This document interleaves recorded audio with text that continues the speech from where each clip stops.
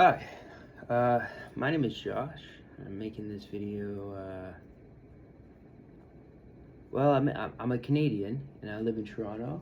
And I was born in Newfoundland, and I moved to Toronto here a few years ago. And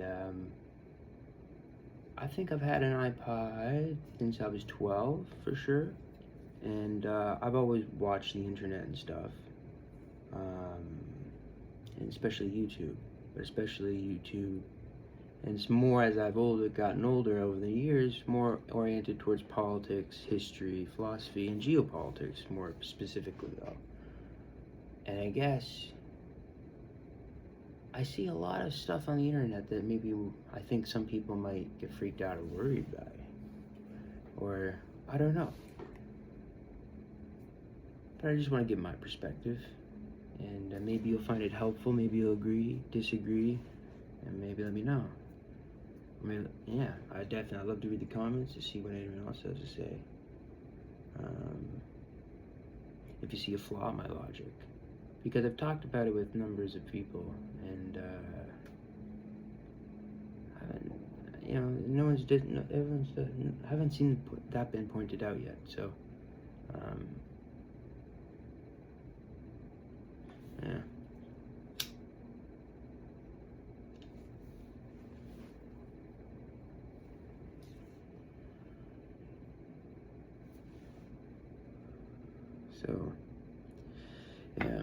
So,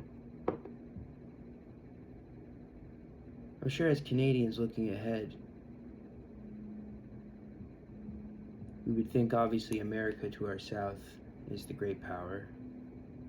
And then I guess, because history is written by the victors, truly, at the end of the day. And so that becomes very interesting when you play it backwards and see who's integrated into our society. That's very interesting, but that's a longer thing. And not really what I want to talk about today. It's not necessarily relevant to what we're talking about. Because the world today is dominated by America. We've grown up in that. Our parents have grown up in that. Maybe someone's older than me or younger than me, but everybody, we've grown up in that. There's nobody at all who hasn't, right?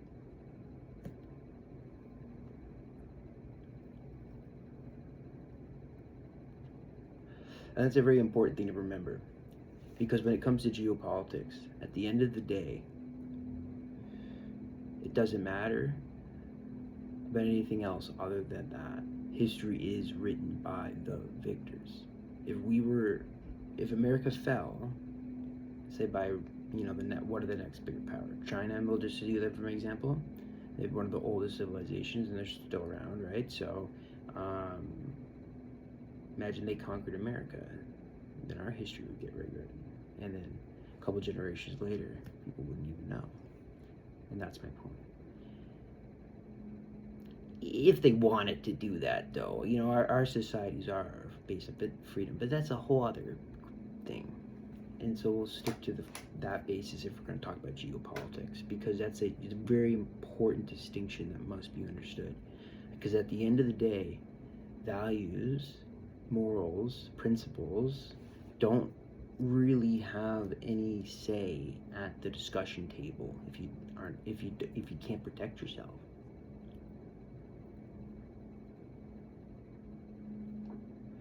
To kind of make my point a little clearer, I'll touch on something that probably is kind of relevant to most people who may watch this, is the Bible. In the Bible it says the world will be inherited by the meek, right? I think there's a misunderstanding there what meek means. I don't think that meek is not, because meek, the words change, right, over centuries, right? And this is the oldest book. At least one of those recopied, but I'm not saying the oldest book necessarily. But you know what I'm saying. What they mean is that not aggressive, not violent, but you can defend yourself. You have to be able to defend yourself in this world. If a bear comes at you, what do? You have to defend yourself. Now, that doesn't mean you sit there and torture the bear. That's cruel, that's evil. Cruelty, for cruelty's sake, is evil. I mean, because if it's necessary, that's not cruelty. It's necessary. And it's only necessary to use violence in defense in our societies too, right? So that's a pretty easy principle to start with. And it makes sense. I mean, that is what our societies in the West. You can't just shoot people. If you do that, the police will find you. And truthfully, they're not even going to try to shoot you. They're going to try to take you alive because they want to make you sit in prison and punish you for what you've done, because death is a mercy at that point for you a lot of times. Now, sometimes you get shot too. But I think that makes my point pretty clear. But anyway, in terms of geopolitics, and you think about it, who else is there? I guess China's an easy one, right? I've already said them. I think we all can agree on that. You know, that hasn't changed. But I think the idea that Russia is one has.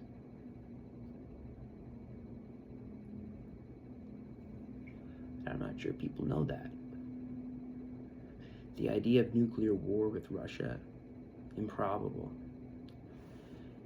Improbable. It's not even just improbable, it's downright propaganda. It's propaganda. It's not true. And I think something interesting has happened in the world. We've seen movement from Trump on Ukraine, and we've seen him reclassify marijuana. He's doing a lot of things right now, right?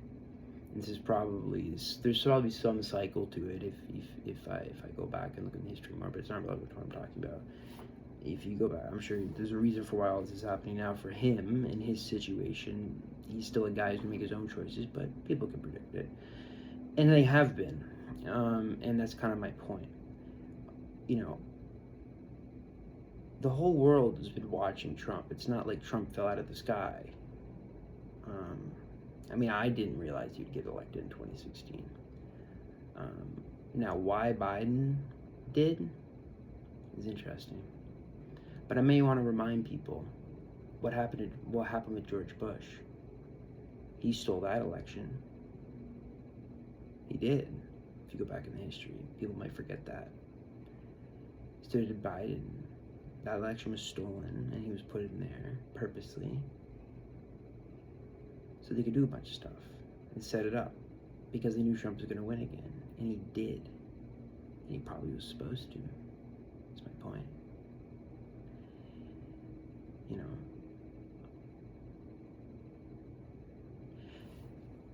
who knows? But I don't know.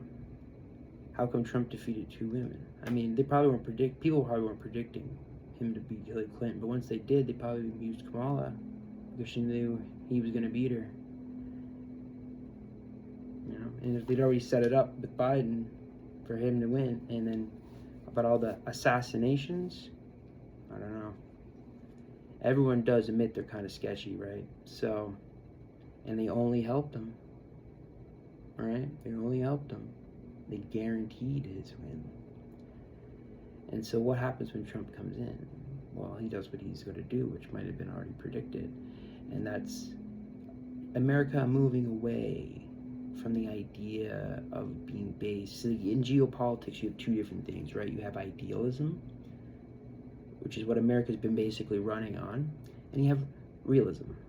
These are the two opposing ideas, right? And so America's walked away from idealism, and that's what they've been based on since World War II, basically. I think the nukes horrified them so much, probably Vietnam horrified them so much, that these have such an imprint on America that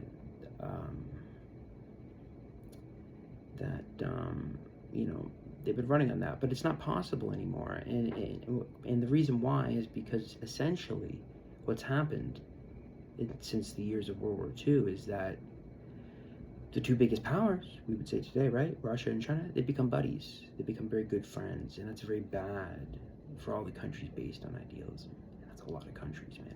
That's pretty much every country since World War II. Every country that's on the map today are those countries. So everyone can take a sigh of relief, right? Because truthfully, that's been bad for all of us. And, but that's going to change now, I think. That's my prediction. America walking away from that is going to become strong again, for sure. And they're going to be able to handle wars and crises easier. But mostly, too, it's going to set Russia and China against each other. And so these two people, these two big bullies in the world, have been ganged up on the other big bully, America, and that's made them weak. And all of us on the map, all of us, our countries based on idealism and values, principles, morals, laws, are suffering. But that's going to change. That's my prediction. Things are going to get probably much better, as I imagine.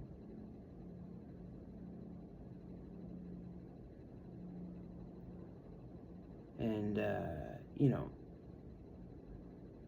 and so maybe I should explain my thoughts a little clearer. So how does America walking away from that becoming more realistic in their approach to grand strategy and national security? How does that help? Well, one, I would say the big thing. Well, the major thing is it sets these two big people against each other, which has always kind of been the idea. I think probably drafted by the Brits. Truthfully, I mean that's realistically like the last big power since before America. Was probably always to as a maritime power to set the continental powers against each other, right? And so that's basically what America's doing, but while maintaining bases all over the world in the military, they can respond to anything. And so, people fear-mongering over Taiwan, no, because China's not going anywhere. I think we all can agree that they're one of the oldest civilizations. They're not going anywhere, and they might go through change, but they're not going anywhere. Russia's going somewhere. When that happens, I don't know. I don't know, but they've suffered such demographic crises that I don't know how they could survive, truthfully.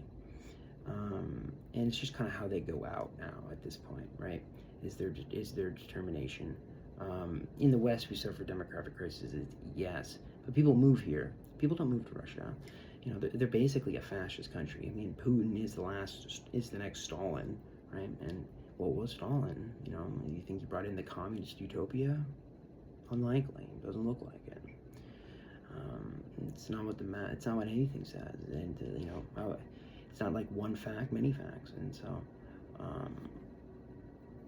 Okay, but so what's happening with Russia then? Because Ukraine, it's all about Ukraine, right? Like America has suffered because of that. I mean, so essentially because of the embrace of values. Truthfully, America has not been able to respond to these sort of things like Ukraine and Taiwan efficiently, and that's put the whole global structure at risk, and it's put everything at risk. Well, everything and everybody. It's probably one of the biggest crises not just America, but really the whole world has ever suffered, because nuclear war would end us all. No one survives that. Climate change is a problem, but nuclear war is a more immediate issue. And so now, and so what did Trump do with Ukraine? Trump basically, he said he's not going to allow them to join NATO, and because they're not going to be allowed to join NATO, nuclear war is now averted. I think everyone should celebrate. I mean, that war's been going on through 2014, and I've been deeply worried nuclear war is going to happen because of it, because it could. It's both in Russia and America's doctrine to use it, and they're not joking. Yes, they have back channels and stuff, but you have to understand escalation is very easy. It's very easy to get out of hand very quickly, because the leaders, as much as they do make independent decisions, are subject to those around them and the public too. These are two other groups of people, right? This is very crazy, and so that's now been averted. And now it's bad news for Europe, but bad-ish, not really. It's bad news for them on the way they currently do things. They change, it's not. And so that's what they're going to do, and they've already started to do that. I mean, as soon as America made these announcements, boom. There was rumors of them having a military, the European Union, Like, I remember years ago, but like now, like overnight, like changed.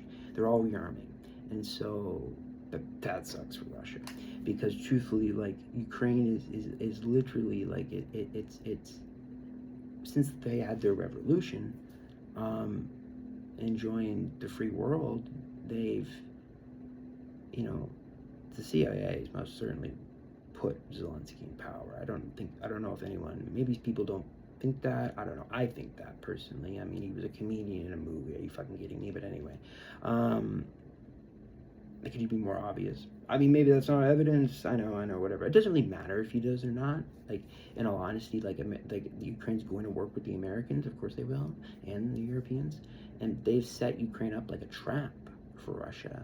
You know, whether or not they surrender, make a sign of peace deal, which I'm pretty sure they just did, but whether or not, it doesn't matter, because even if they continue the war in Ukraine, they're just going to keep burning more men, and Ukraine can just keep stalling them, right? And as they keep getting stalled, they're not ever going to eat the entire Ukraine. Like, technology is going to keep stalling them, right? I mean, even the Europeans can start deploying troops, and like they don't need to use nukes, right? So like, in Canadian control, we're now having 300,000 troops. You know, now I think it's the government announced, which is amazing, because our military was literally 60% of it couldn't deploy. That's not a military, so great news. I mean, it's not a lot of troops, but it's still great news for me. But and we can hold them off, right? And so Russia's fucked, right? So that's why they signed that peace deal. And so, but now they're going to have to deal with the demographic crisis. Now, how they deal with that, I don't know. I don't know how they deal with that, but they can change, right? And so maybe they will. Like how do we deal with it in the West? Well, immigration, right? Immigration, like that's how we deal with it. And so, but unfortunately, I don't know if that will happen or not for Russia. It depends, because Russia's kind of been a fascist dictatorship. I mean, they have essentially just only allowed white Russian people to, like, you know, and just completely got rid of all the ethnic groups. I mean, they claim to be this diverse country. They're one of the biggest countries in the world, but like, why do you only see white Russians? There's a reason for that. And so maybe they'll become a free marketplace. I don't know. Corruption didn't really work last time, but who knows? But who cares? Truthfully, nuclear war has been averted. So then what's next? China. Okay, so China, there's Taiwan. Obviously, Taiwan's a problem. We got to understand now. America's woken up. They know about China. They all don't like China, about like with COVID and stuff like that. They've set that, and so China can't do anything because America is now ready. You know, it's because you got to remember, why didn't America need to do this like flip, right? It's kind of being referred to as like a reverse Kissinger, because, you know, as much as Kissinger's tactic worked to kill the Russians, it needs to be reversed, because unfortunately, you got to remember, like, you can't. What killed the Nazis? Fighting a war on two fronts, right? That's one of the biggest lessons from World War II, and America doesn't want to do that. It's bad news for them, and so now they don't need to. It's one front, China, and China wouldn't dare now. It wouldn't dare. Taiwan's already been betting their odds, but now Taiwan should probably breathe. If I would then breathe a sigh of relief, because now America is fully ready, and like, even regardless of what goes on at home in America, good or bad, Democrat, Republican, good, bad, whatever you think, doesn't matter. The whole military is now ready just to prepare themselves for mostly China. I mean, sure, they can fight small conflicts here and there, whatever. They did that in Iraq, but now they can do that here. And so, that's my opinion there, right? And I think that's great news, right? It's good for Taiwanese people, it's good for Chinese people, because they would suffer in a war. It's good for Americans. And Trump, yes, looks bad. He looks ugly. And people call him a fascist, but like, you know, well, he's a president, like, he makes kind of dictatorial decisions, because that's the point, right? That's why they vote him in, and he leaves. Yeah, like, I don't know, like, I'm not sure that's a fair representation. If he stays, yes, but that's only if he stays. And he left last time. Like, why wouldn't he have done it then, right? Like, so I feel like that description of them doesn't make a lot of sense anymore. And so Trump's working well, and he's doing what he's gonna do, and yeah. And I think this is all very good for the world, and so let's talk about some more stuff that's more specific.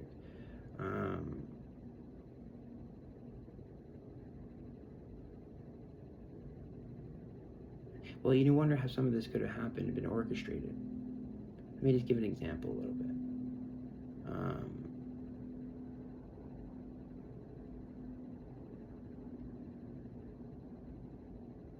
What's going on in Palestine is really terrible.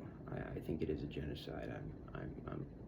And that's just as a Protestant Christian. I just find that horrific. I dated an Israeli girl. One of my greatest mentors is Jewish. She's dead now, but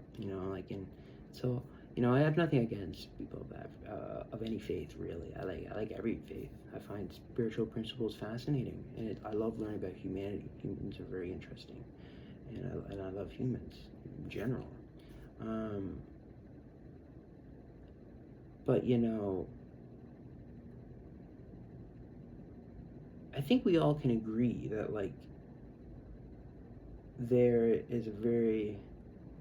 that place is a very much a what would you call it, monitored location, and somehow they just missed the terrorist attack, and somehow it was an international festival. It wasn't mostly Jews. Okay, interesting. I feel like they let that happen, because if they let it happen, it will horrify everybody today who hasn't witnessed anything like this, and it will remind them that anybody can be a Nazi, anybody can hate people. It exists in all of us. No one, what happened in Nazi Germany is not something abstract. It's horrifying. What happened in Russia is even worse. What happened in China is even worse again. Just going by body counts. I'm just going by body counts from what I understand. Maybe this changes in history. I don't know, and that'd be interesting. But I'm pretty sure that's all pretty generally included. And what happened with the Native Americans on this continent is horrifying too. Even if it was mostly from disease, I think and probably differently a little bit in the States maybe, but I think they did have some wars, right? But anyway, my point is, though, is Netanyahu's been at the helm of that, right? And who's their intelligence? Mossad is that intelligence agency. And, they were created after World War II, so by the Americans. And so the Americans know, right? And so the Americans could orchestrate this. This is not crazy, right? None of this is abstract or crazy. And so that's why, right? And when that happened, I was like, this doesn't make any sense. Why would the Americans do this? Why would this happen? Like, this can't be real. Like, this doesn't seem like a legitimate thing that would work. And it wasn't, It was just intelligence agencies doing what they do. And I'm not blaming the Jews. That's not what I'm saying. I'm blaming intelligence agencies, but I'm not mad at them either. No, and this is great news. That's what I was trying to present it as. It's great news, because it means every country's up to change. Like, everyone can change. The nuclear war has been averted. Even in China, what's gonna kind of happen there? I don't know. I think they're going to collapse. I think they're going to at least either break into rebellion probably soon. I think as the Chinese have this great firewall, right? And so, okay, what does that mean? If Russia's been gone, right? We dealt with Russia, and you got to remember, Russia's really been dealt with, because as much as Putin is this smart guy and thinks he's so smart, the wall fell in 91. Okay, Putin was around. You got to remember when Putin was around, right? And how long he's been alive from. And so then they can just use a plan older than that to get rid of him. And that's what they've done. And so now they've got rid of Russia, and now it's just China they prepare themselves for. And in that case, an adversarial like that, this has been done before with the nuclear war, like with the Cold War, and eventually the sides just don't do it. There's no benefit, right? And so, yeah, and so because of that firewall in China, the firewall is really not a great idea. I mean, it's only good if China remains, if the Communist Party remains. And so I think what is going on in China right now is that you have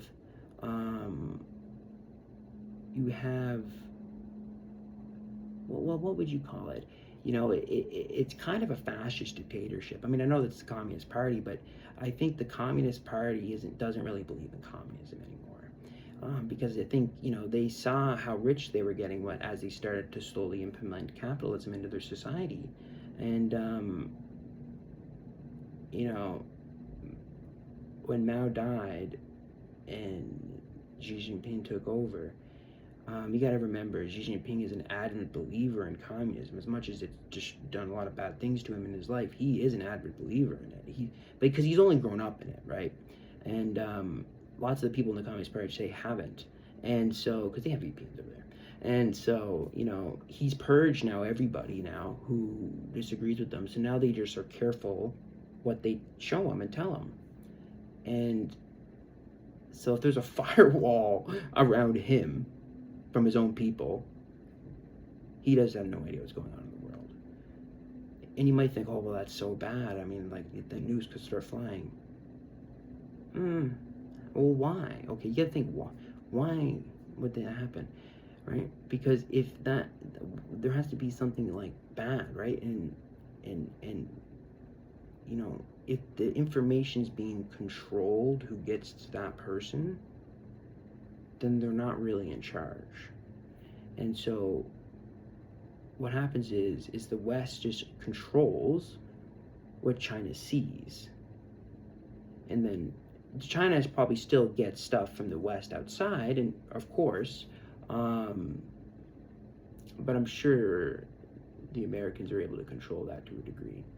And so they're able to control the propaganda that gets in there, the media. And therefore, they're able to control what Xi Jinping sees to a degree, even though they might act like they're not.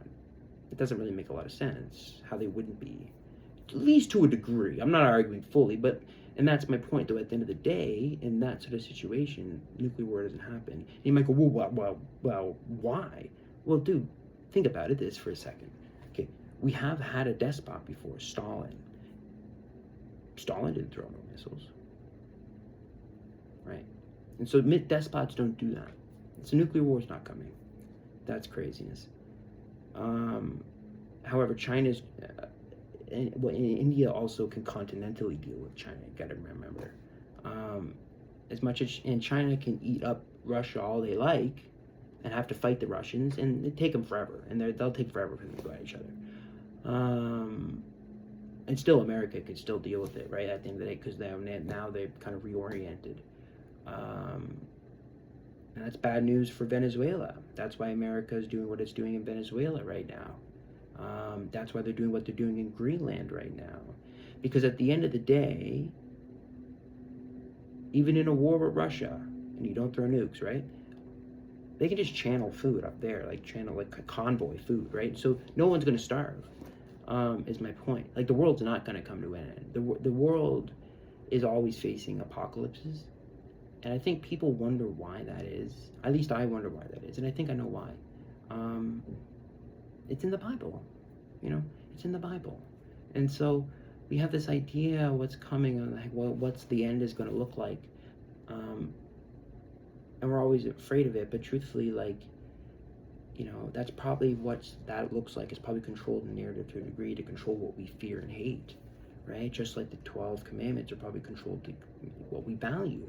And who controls this? Nobody specifically. It's too old, right? It's too old. But people in power, right? People in power. You might think this is bad news for the whole world, right? Like, this is terrible news for the whole world. We have all fallen to the fascism of America. No. It's not even where the story ends. Because America is a very unique nation. Not for white people, not for white men. It's not at all. We go away with time, Immigrants coming here. That's what's happening to the UK. Now, They might have what Tommy Robinson, and they might have some success there. I don't know. I don't know what will happen there. But at the end, it doesn't really matter. Their freedom. No one's freedom is going. No one's legal freedom are going away. As we've seen with Trump, that at the end of the day, illegal immigrants, unfortunately, might have to go. But if you did break the law, it's not that surprising. So no one who's legal here is good. Any sort of relief, because we do follow the law. We do follow the law here, right? That's very important, right? And so the law will always be followed. Don't worry about that.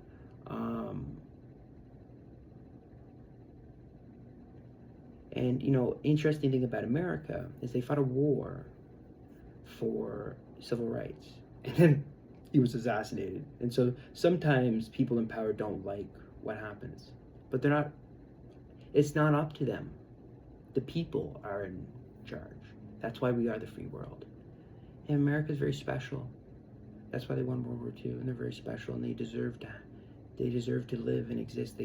That's why they won. I mean, the Nazis lost because Albert Einstein went to America, and that's just what it is. The Nazis are racists, and so America wasn't. They have rights for black people, women, anybody. There's every ethnicity you can ever imagine there, and the same here in Canada. And so at the end of the day, the whole world is going to come here and populate the new world. Africa's going to rise, become very powerful, and we'll get close to Africa because we respect them. Every time the Chinese reach out, they bug every part of the building they build for them, so that's off the table. So from a geopolitical perspective, it's very positive. Now for Canada, that's an interesting story. And I'll talk more about that maybe another time. This is already 30 minutes, a bit long. I'll end it here.